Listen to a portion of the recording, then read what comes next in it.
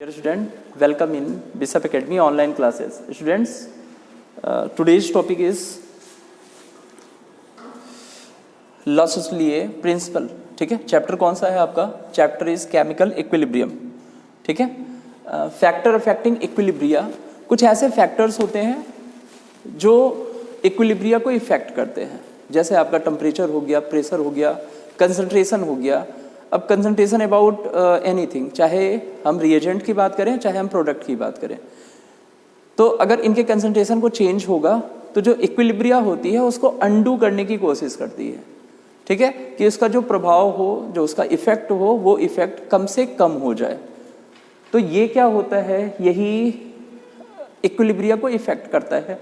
और वो रिएक्शन जो होगी वो किधर कैरी होगी, फॉरवर्ड होगी या बैकवर्ड होगी. ठीक है, इसके लिए लसलिए ने एक प्रिंसिपल दिया था.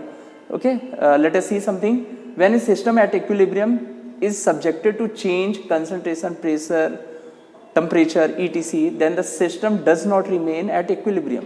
The reaction proceed in the such direction until equilibrium is again attained.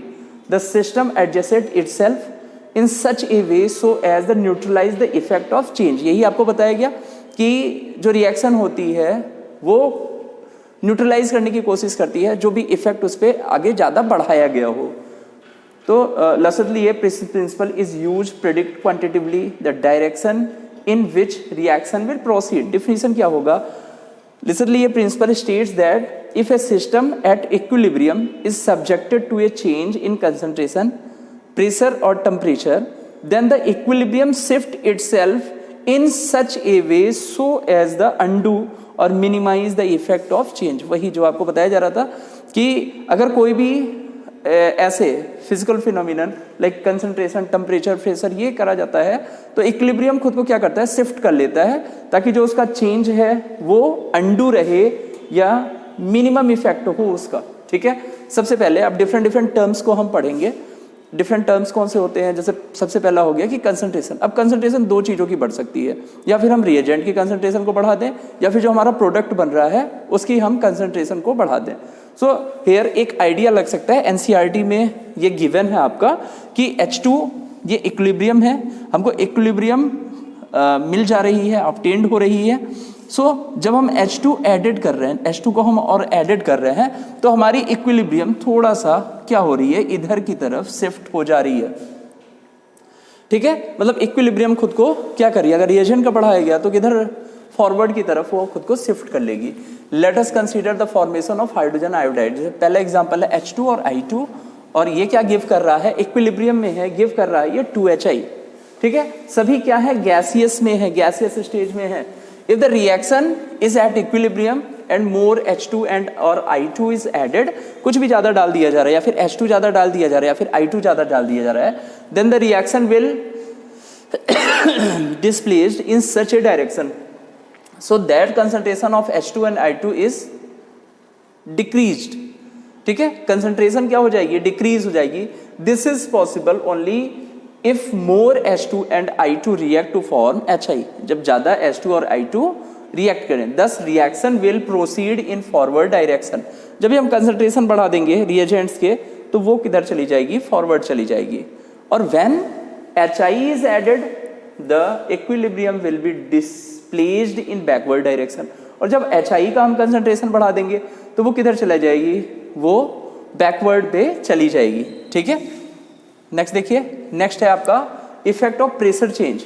ठीक है, तो मैंने अंडरलाइन भी किया हुआ है जो इंपॉर्टेंट चीजें हैं इसमें. Effect of pressure is studied in those reversible gases reaction which proceed with the change of number of moles of gases. Simply PV equal to RT nRT. और जब हम P निकालेंगे, अभी लास्ट लेक्चर में मैंने आपको बताया, जब P निकालेंगे तो क्या आएगा, N/V इंटू RT. तो सीधा रिलेशन रहता है कि अगर हम प्रेशर कर रहे हैं तो वो सीधे किसके टर्म्स में, अगर प्रेशर की बात करेंगे तो सीधे वो कंसंट्रेशन की टर्म्स में आपका हो जाएगा, सीधे concentration. PV equal to nRT. तो what is C equal to N/V, वो N/V होता है. ठीक है, on increasing the pressure the equilibrium is displaced in the direction of which pressure decrease. Equilibrium कहाँ हो जाता है, जहां प्रेशर डिक्रीज होता है. In which number of moles of gases are less. ठीक है, जहां मोल्स ऑफ गैसेस जो होते हैं वो लेस हो जाते हैं, उधर अपने आप को शिफ्ट कर लेता है। इस pressure of the system is decreased, the equilibrium is displaced in the direction of which pressure is increased. In which number of moles of gases are more? For example, ठीक है, कुछ एग्जांपल्स ले सकते हैं जहां भी प्रेशर अगर हम बढ़ा रहे हैं, like melting of ice. Melting of ice में भी देख सकते हैं, अगर हमने प्रेशर बढ़ाया वहां पे, ठीक है, तो वहां क्या होगा कि मेल्टिंग ऑफ आइस इंक्रीज कर जाएगी। ठीक है, आइस का जो मेल्ट होना वो क्या हो जाएगा, इंक्रीज हो जाएगा। ठीक है, या देखो effect of change in volume. Volume अगर चेंज हो जाए तो क्या इफेक्ट होता है? If the volume of gases reaction is decrease, volume को अगर डिक्रीज कर दिया जाए, total pressure of system will be increase. Volume को अगर डिक्रीज किया जा रहा है तो सिस्टम पे प्रेशर क्या हो जा रहा है, और ज्यादा इंक्रीज कर रहा है। दस the effect of decrease in volume in equivalent to the effect of increase in pressure. The equilibrium shift in the direction in which pressure decrease. जहां प्रेशर डिक्रीज होता है, इक्विलिब्रियम खुद को अपना शिफ्ट कर लेता है। Number of moles of gases are less, और कहां पे, जहां पे नंबर ऑफ मोल्स जो होते हैं वो लेस होते हैं। If the volume of gaseous mixture is increase, total pressure और decrease, equilibrium shift in the direction of which pressure is high. Like एक एग्जांपल है आपके पास N2 3H2 और ये क्या दे रहा है, 2NH3 दे रहा है।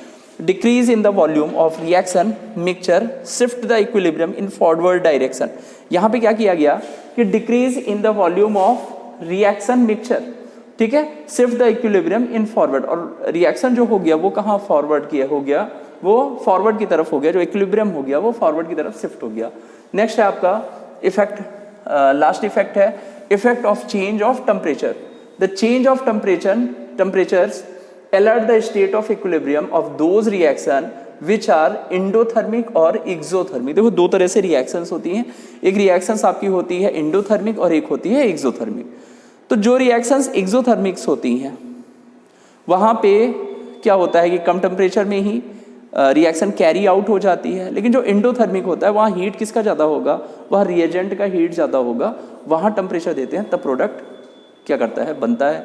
अब ये भी हम कर सकते हैं कि अगर हम इक्विलिब्रियम मतलब हम रिएजेंट की तरफ से हमने टेम्परेचर को चेंज किया, ठीक है, तो अगर वो एक्सोथर्मिक्स में हम कर रहे हैं तो भी वहाँ पे इफेक्ट होगा। अगर वो रिएक्शन एक्सोथर्मिक हो, अब यहाँ हम टेम्परेचर दे रहे हैं तो वो इफेक्ट होगा। और दूसरा अगर एंडोथर्मिक है, हम टेम्परेचर दे रहे हैं तो कन्फर्म है प्रोडक्ट इफेक्ट होगा। तो दो तरह से रिएक्शंस रहती हैं इन द रिवर्सिबल रिएक्शन।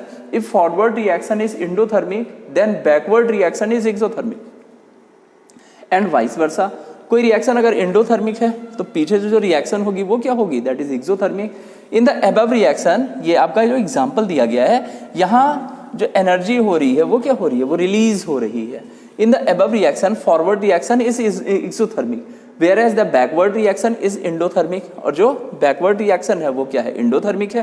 क्योंकि देखो यहाँ से हीट यहाँ निकल रही है, रिलीज हो रही है, लेकिन जब हम इधर आएंगे तो यहाँ पे क्या होगा, हीट लगेगी, क्योंकि यहाँ कंटेन कर रहा है, हीट यहाँ पे रिलीज्ड हो रही है। तो बैकवर्ड देखेंगे तो वहाँ क्या हो जाएगी, एंडोथर्मिक हो जाएगी। On increasing the temperature that reaction occur which proceed with the absorption of heat, backward direction. If temperature is decrease, equilibrium shift in the direction in which heat is liberated, ठीक है, forward direction and more ammonia is form. In short कह सकते हैं high temperature favours endothermic reaction. जो high temperature होता है वो endothermic reaction को फेवर करता है, whereas low temperature favour exothermic reaction. और जो लो टेम्परेचर होता है वो किसको, वो एक्सोथर्मिक रिएक्शन को फॉलो करता है। ठीक है, thank you for watching. We will discuss next topic in next lecture. Thank you.